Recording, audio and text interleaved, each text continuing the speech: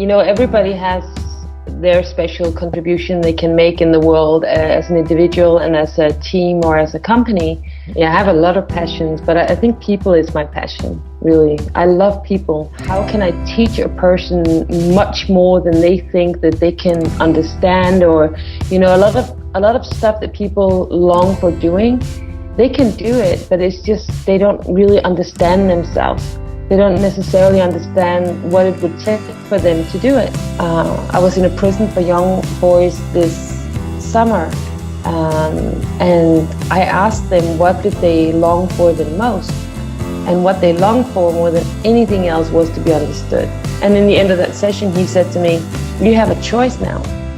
Are you going to go in and face your fear and, do something else in your life? Or are you going to run away again?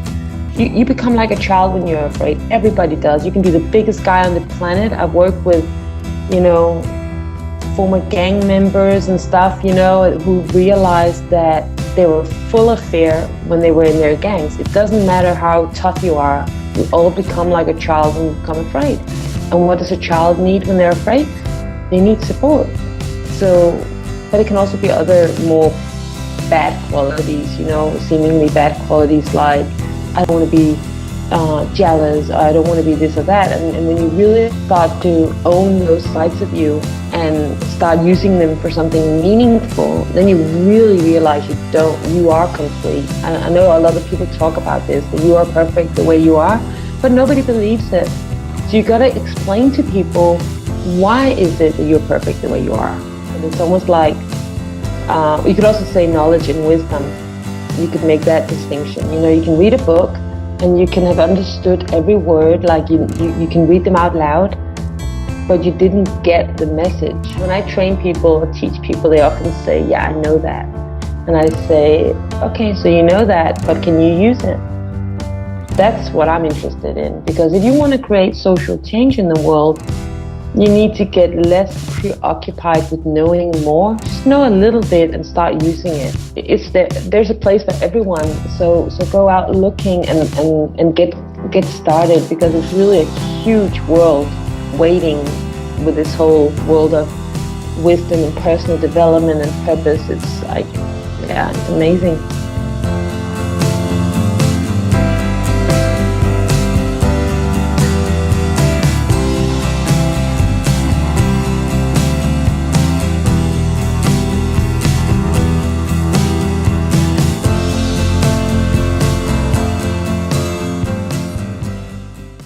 Hi, and welcome to another Epic Changemakers interview. Today, I'm sitting here with Pernille Lauritzen from Denmark. And I met her and she had a really exciting talk in Denmark a few weeks ago. And it really struck me in my heart, and I grabbed her afterwards and said, I want to do an interview with you. And luckily she agreed, and here she is. So thank you for joining us. Yeah, you're welcome. Yeah, it's my pleasure. So Pernille is working for Mind Juice, where she's the founder, she's a coach, she's an author and a speaker. In Denmark, she's been a lot in the media. Lastly, last night, talking about Mandela. Both on television, newspapers. And I know she's really, really excited about creating social change in the world. Yeah. So, yeah, and I just read the Mind Juice website said that Mind Juice vision is to create an extraordinary contribution to the world. Yeah. What does that mean to you? Well, I think, everybody has their special contribution they can make in the world as an individual and as a team or as a company. And the contribution we would like to know is about knowledge and about education in the area of identity, and really get to know the wisdom in yourself and know what your purpose is in life. That is some of the things we've focused on, and also on what we call visionary leadership. So big words, but yeah, I know that. But it's really something that we're all very passionate about. Yeah. So I caught identity, wisdom, purpose, and visionary leadership. Yeah, Yeah. yeah. I feel they're all connected as a pearls on a string. It starts with one thing, and then the next comes more naturally. Yeah. All right. So this is, what would you say is your care and passion in the world? My passion? Yeah. Oh, yeah, I have a lot of passions, but I think people is my passion, really. I love people, and I really love getting to know people. Also very challenged people. I think there's always something to understand about a person. There's always more layers, and I find that extremely fascinating to what happens when you understand somebody else. And for instance, how quick you can teach somebody else something new if you really have an understanding for who they are as a human being. So tell me more about that. Well, it's I think a lot of my fascination is with children. I mean, children is when you get to know yourself. I mean, I work mostly with adults, but if you get fascinated with childhood and people's childhood, then you understand people so much better. And so over the years, I just got more and more interested in how can I teach a person much more than they think that they can understand, or a lot of stuff that people long for doing, they can do it, but it's just they don't really understand themselves. They don't necessarily understand what it would take for them to do it. And traditionally in coaching, it's a little bit about pushing people to maybe sometimes towards a shallow goal, but well, at least it has the reputation of that in some certain areas. You probably know that. But really, the whole technique, you could say, of coaching, of the way you question people and they can get to know themselves so much more. Suddenly, they'll see that a minor change in the way they think about something can have them express themselves so much more, or express their true purpose. So, like, recently, I was working with a guy who's been dyslexic for many years. And, in very short time, like I guess within an hour, I helped him with learning to take note when he was reading. Yeah. And afterwards he said, I've been wanting this my whole life. How could you teach me that in 1 hour? Well, I didn't teach him to read. He could read, right? But he had some challenges with reading and he couldn't take notes. And it's really, if you observe someone and you just observe them and you see where their barriers are at, you can teach them something so, not simple, but something so important in a very short amount of time. That was a long explanation, but that is what fascinates me. It's like, just watch people and you can help them so much easier than pushing something through. I was in a prison for young boys this summer, and I asked them what did they long for the most. And what they longed for more than anything else was to be understood. Yeah. So I like understanding, or trying to understand people, and understand the depth of people and teach that to others. It's like, just step back a bit and observe people with love, and things become so much easier. Sounds like one of the big foundational stones for empathy, just understanding. Yeah, and it can be, I'm fascinated by, sometimes when I like to work in areas where other people don't want to go. So we thought, why don't we go out in some of these areas where people don't want to go? And like, for instance, working with really challenged kids, and some of the actions can be very brutal. It can be violence and stuff like that, but it's the same thing. If we could stop judging and step back and observe, there's always a reason why people do what they do. And if you can find that why, the reason inside of them, like the real reason, it's often connected to fear and terror and hurt. And if you can get into that, then you can really heal something, and people can change a lot more quickly than what we normally expect of them. And we all have these fears inside of Yeah, us. we do. Right? Yeah, at least from my knowledge, I see people are afraid. I mean, Yeah. it's also a fear is, there's this very famous quote from Gandhi who said that it's not hate that's our problem, it's fear. Yeah. And I think it's a really profound statement, because a lot of people, we don't like hate, we don't like evil. There's a lot of things we don't like, but if it all comes down to fear, then we can start looking at fear like that's even deeper, because it will be the fear that generates the hate or the evil or whatever negative feeling you want to name. And fear is something I think we really should teach kids to deal with. Yeah, because we all face fears sometimes, Mm. right? So for you, what's the way you deal with fears, and how do you approach fears in yourself? Well, I think in order to deal with fear in a constructive way, we need some wisdom. Like, there are so many old traditions from, like, globally.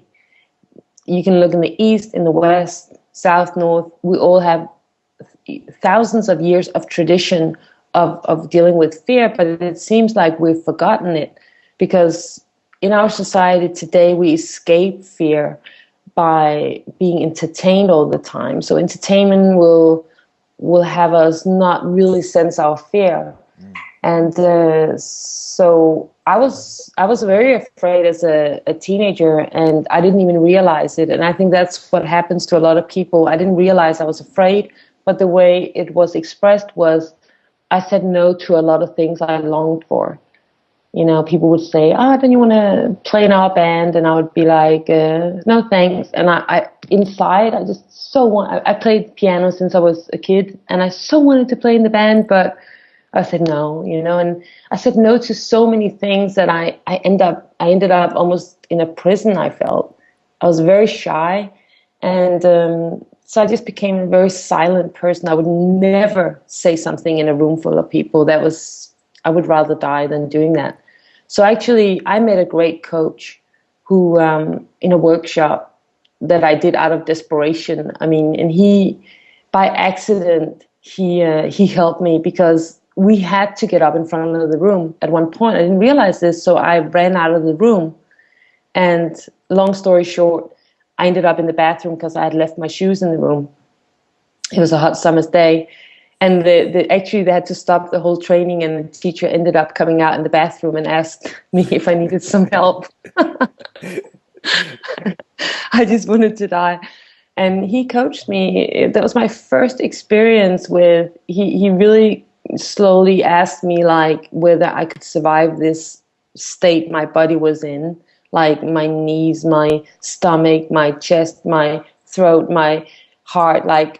And he was so peaceful, and I knew there was like hundreds of people waiting next door. You know, everything was on hold, but this guy, he was just like, no, we have all the time in the world, just breathe. And in the end of that session, he said to me, you have a choice now. Are you going to go in and face your fear and, you know, do something else in your life? Or are you going to run away again? And I don't know, it was like that moment, I'll never forget it, because I just knew in that second, like, I really had a choice. And I went in there, and I really promised myself from that moment on that I would be courageous. I would take on, you know, being courageous in my life. So the way I deal with fear now is I'm honest about it. I don't deny I have fears, even before this interview or before I was on TV yesterday. When it's important things, I always get afraid. And then I get support. Yeah, I really get support from other people. And I have 17 great colleagues at work. You know, I'll tell them, when I was on TV yesterday, I had a young guy who I've trained who's only 20.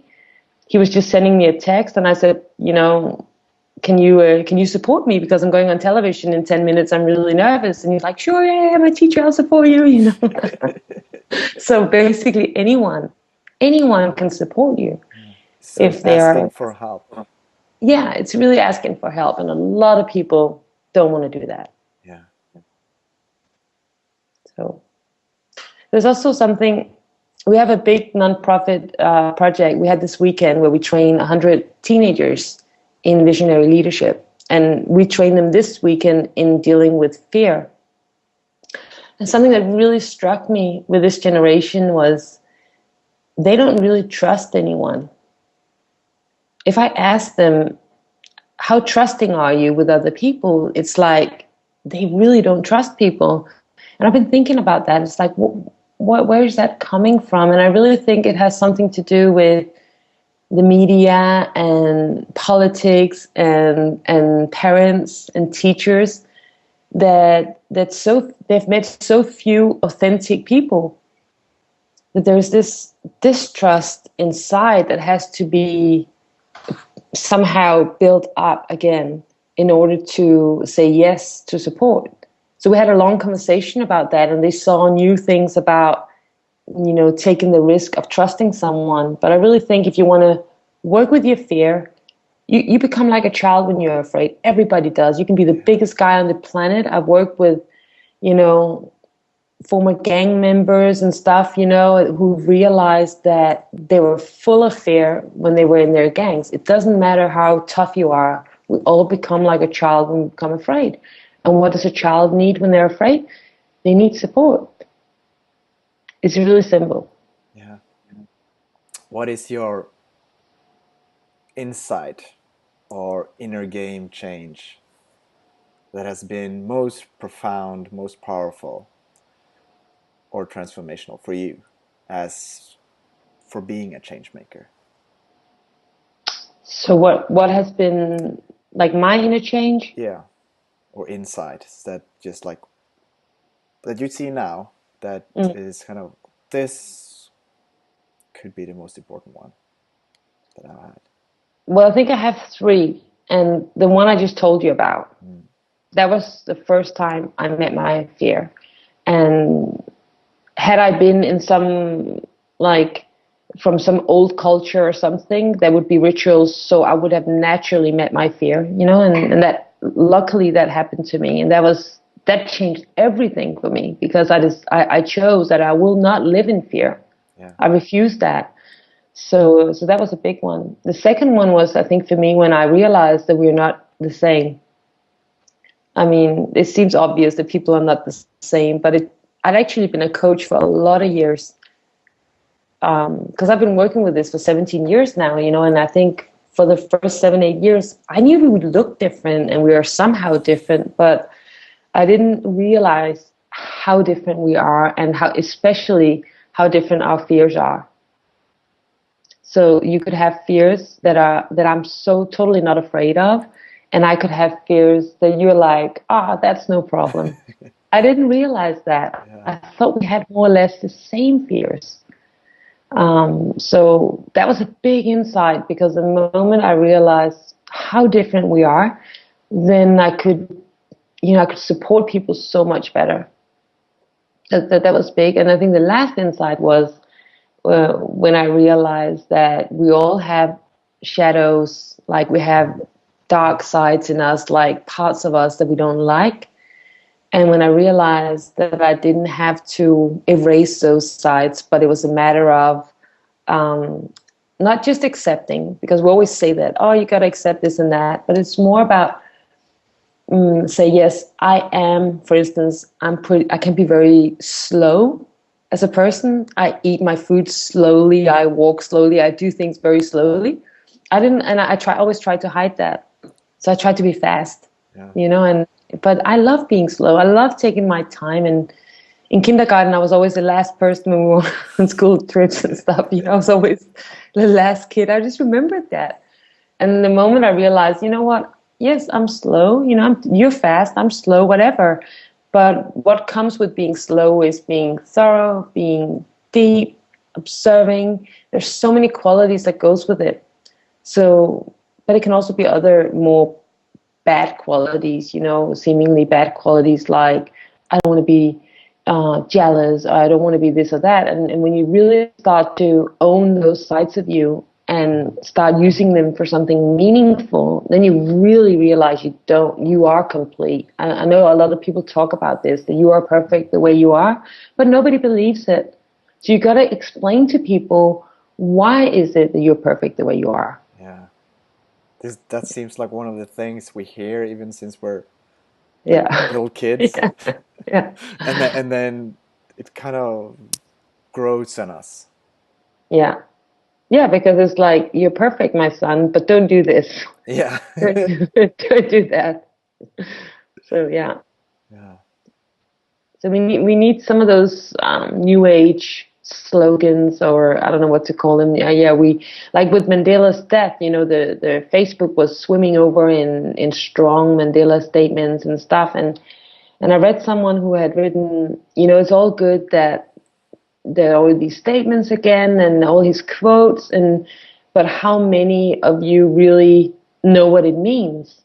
You know, how many actually practice what this guy was talking about? And I think sometimes it's because we don't really understand. We say, oh, you gotta accept yourself, you gotta this, you gotta that, and it's a little bit too fast sometimes. Mm. Yeah.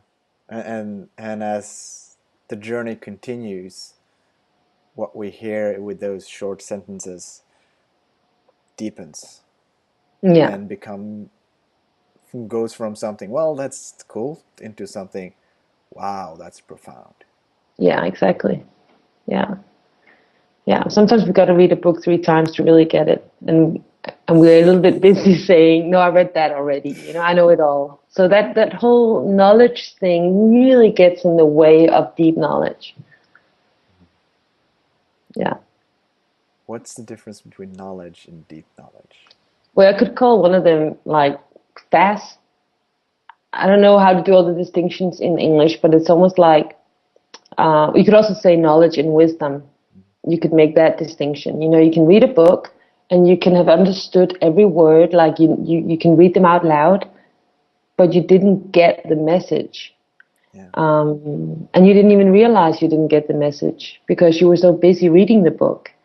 Um, Same thing with a movie. You know, we got to sometimes slow down. Like in India, they'll read the same book over and over. It's almost like a child, just to do the analogy. My kids, they see the same movie 100 times, the same one. Adults, we see one movie, it's like, no, I've seen that one. Let's see another one. So I think knowledge, when I train people or teach people, they often say, yeah, I know that. And I say, okay, so you know that, but can you use it?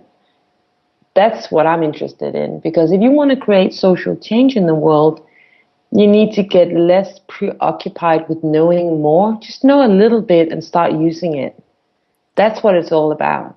And I mean, you don't find many schools who really challenge their students in using what they know, because that's when they get really sometimes a little bit upset and grumpy, and that's when the difficulties start, you Yeah. know? And that's so profound, is to train people in using what they know. Yeah. And then sounds like that's when it turns into wisdom. Exactly. Yeah, exactly. So that's something I love. I really love when people come back and they go, you know, I tried out this thing, like I tried to communicate with my father or my mother or I would have sworn I couldn't have this kind of conversation. Like I had another student who had called his dad. They hadn't really been having a close conversation like his entire life. And then after a few conversations, he calls his dad up and they speak for 4 hours. And he's like, how could this happen? And it can happen because you change where you're coming from. You know, if you come from an open heart, and it sounds so cliche, but if you really do it and you come from an open mindset, then you can have conversations you never dreamt about. So I normally say that everything can change in one conversation, because it really depends on who you're being when you're having the conversation. Yeah. All right. So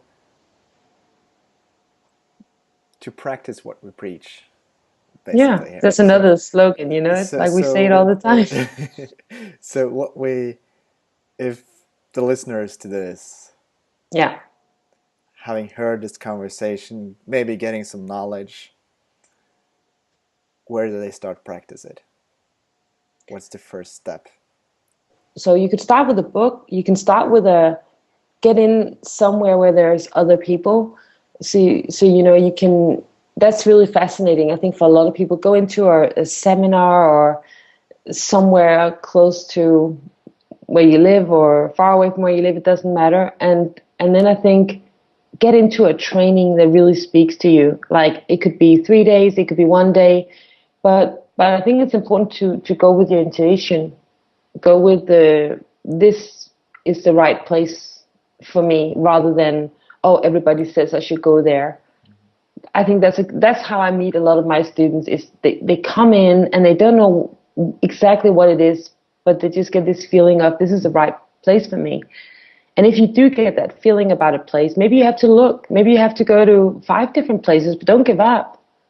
There's a place for everyone. So go out looking and get started, because it's really a huge world waiting with this whole world of wisdom and personal development and purpose. It's like, yeah, it's amazing. Great. So if people want to know more about Mind Use and what you do and go in that direction, where do they go? Where do they So start? we have a website. It's minduse.com, and it also has a translator on it. So it's a Google translator. So I don't know, you know, but you can still read. Well, we have a lot of stuff on the website, and then we do have we have free what do you call it? Like free seminars every month, because we really believe that everybody should have access to wisdom and knowledge and stuff. So we always have free seminars every month in Copenhagen and in Aarhus. And then we just have started doing some stuff in Dubai as well. And we also do some retreats in France and in the States. But they're like, that's more, you know, that's a bigger commitment. So the easy access stuff is in Denmark right now. And then we're working on getting more online stuff available. You can also always book a free session with one of our coaches, and they, you know, they can be on Skype, they can be in English, they can be in. We have, you know, they can speak a lot of languages. We have people who speak Arabic. We have people who speak English. You know, everything. I think we can handle a lot of languages. So people can just really call and book a session and see if that's something they would like to continue with. Thanks so much for sharing your wisdom, Thank you. You're welcome. and your passion for personal development and social change, and bringing those two together. It's quite an astonished. I'm really happy and excited about hearing more about what you've done and who Well, you thank are. you so much. And thanks for letting me talk about it, because we really do want to, like, we really feel like everybody, especially young people, should have the right to, you know, this kind of education. They shouldn't just be offered normal academic education. So that was maybe the one last thing I would like to add, is our nonprofit project for kids or for young people is called Young Role Model Academy. And we have kids from, I think we have now from 20 different ethnic backgrounds participating. And they have a Facebook page as well, where they have a lot of cool stuff they put up. And we really want to take that into the world. So that's our huge social change project. Cool. that we hope will grow. I'll put a link under the video. Okay, thank you so much. Thank you so much for joining us.